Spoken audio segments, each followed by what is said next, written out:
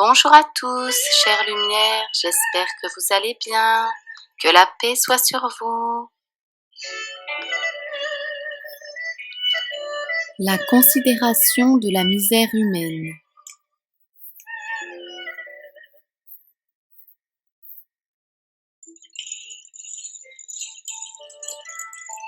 Dans n'importe quel lieu où nous sommes, de n'importe quel côté où nous nous tournons, nous serons misérables si nous ne revenons pas vers Dieu. Pourquoi nous troubler du fait que rien n'arrive comme nous le désirons? À qui est-ce que tout succède selon sa volonté? Ni à vous, ni à moi, ni à aucun homme sur la terre. Nul en ce moment, qu'il soit président, pape, imam, sultan ou autre, n'est exempt d'angoisse et de tribulation. Qui donc a le meilleur sort? Celui, certes, qui sait souffrir quelque chose pour Dieu.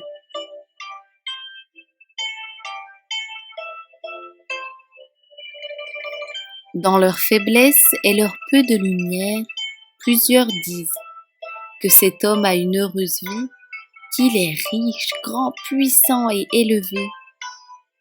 Mais considérons les biens du ciel et nous verrons que tous ces biens du temps ne sont rien.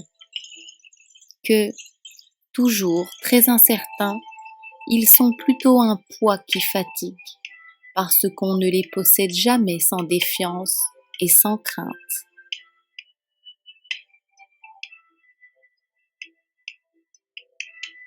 Travailler, être assujetti à toutes les nécessités de la nature, c'est vraiment une grande misère et une grande affliction pour l'homme pieux qui voudrait être dégagé de ses liens terrestres et délivré de tout péché.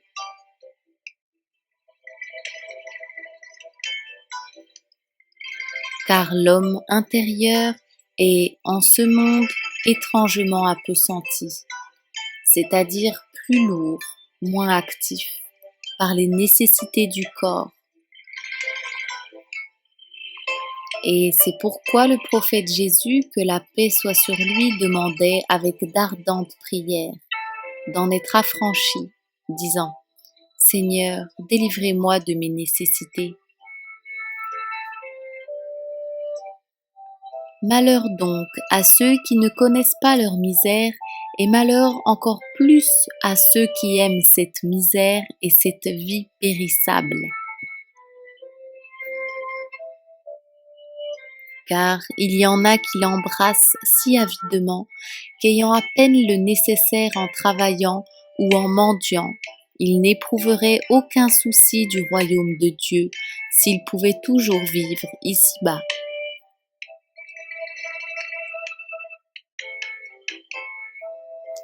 Ô cœur insensé et infidèle, si profondément enfoncé dans les choses de la terre, qu'il ne goûte rien que ce qui est charnel. Les malheureux, ils sentiront douloureusement à la fin combien était vil, combien n'était rien ce qu'ils ont aimé. Mais les prophètes de Dieu, leurs compagnons et disciples, ont méprisé ce qui flatte la chair et ce qui brille dans le temps. Toute leur espérance, tout leur désir aspirait au bien éternel. Tout leur cœur s'élevait vers les biens invisibles et impérissables, de peur que l'amour des choses visibles ne les abaisse vers la terre.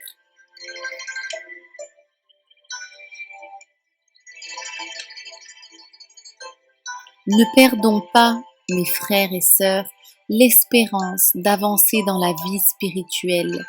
Nous en avons encore le temps.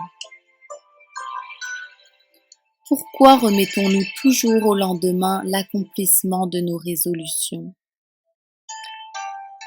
Levons-nous et commençons à l'instant et disons « Voici le temps d'agir, voici le temps de combattre, voici le temps de me corriger.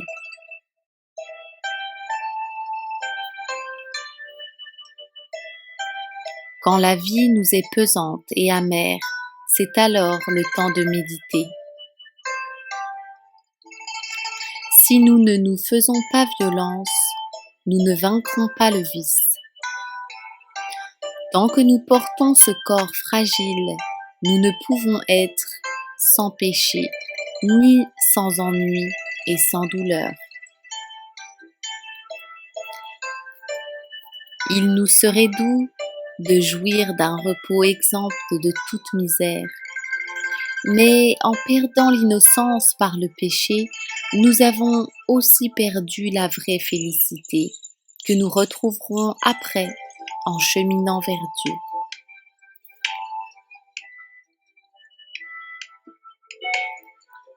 Il faut donc persévérer dans la patience et attendre la miséricorde de Dieu jusqu'à ce que l'iniquité passe et que ce qui est mortel en nous soit absorbé par la vie.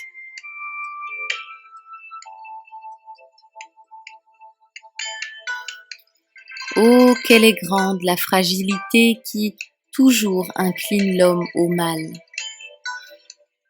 Nous confessons aujourd'hui nos péchés et nous y retombons le lendemain. On se dit être sur nos gardes et une heure après, nous agissons comme si nous n'avions pas pris d'engagement. Nous avons donc grand intérêt de nous humilier et de ne nous jamais élever en nous-mêmes, étant fragiles et si inconstants. Nous pouvons perdre en un moment, par notre négligence, ce qu'à peine avons-nous acquis par la grâce avec un long travail.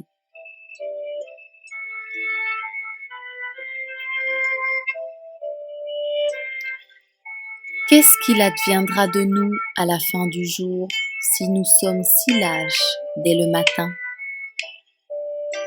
Malheur à nous si nous voulons goûter le repos comme si déjà nous étions en paix et en assurance, tandis qu'on ne découvre pas dans notre vie une seule trace de vraie sainteté. Nous aurions bien besoin d'être instruits encore et formés à de nouvelles mœurs, comme des novices dociles, pour essayer du moins s'il y aurait en nous quelques espérances de changement et d'un plus grand progrès dans la vertu.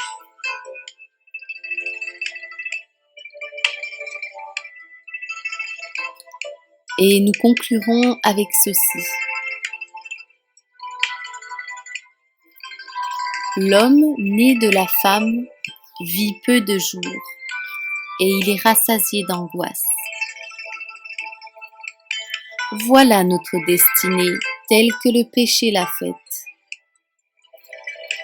Écoutons les gémissements de l'humanité tout entière. Nous pouvons changer les choses en retrouvant notre vêtement de lumière que nous avons perdu en touchant à cet arbre.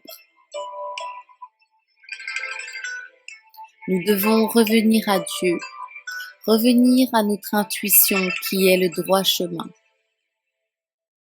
En cheminant vers Dieu par tous les moyens possibles, peu importe lequel, nous retrouverons notre vêtement de lumière, avec l'aide de Dieu. N'oublions pas que notre seul ennemi est Satan. Il est caché partout, même là où on ne le soupçonne pas, c'est lui.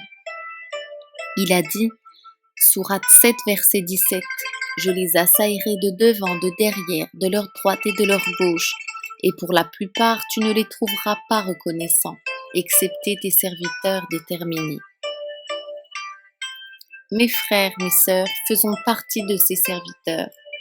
Demandons protection auprès du Seigneur, c'est la seule issue. Remettons-nous entièrement et sincèrement à lui. Que la paix soit sur vous, chère lumière. Je vous dis à bientôt, si Dieu le veut.